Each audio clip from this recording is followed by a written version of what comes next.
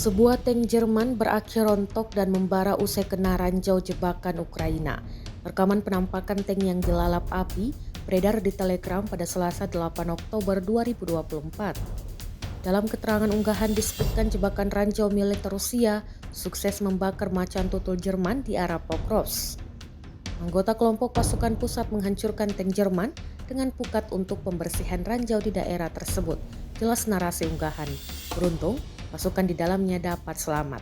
Sejak perang dimulai pada Februari 2022, Jerman memang telah mengirim atau mengalokasikan senjata senilai 28 miliar euro, sekitar 471,9 triliun rupiah kepada Ukraina menurut data resmi. Bantuan militer tersebut mencakup senjata dan peralatan canggih seperti tank tempur Leopard 2, tank anti-pesawat Gepard, kendaraan tempur Marder, serta sistem pertahanan udara Patriot dan Iris-T.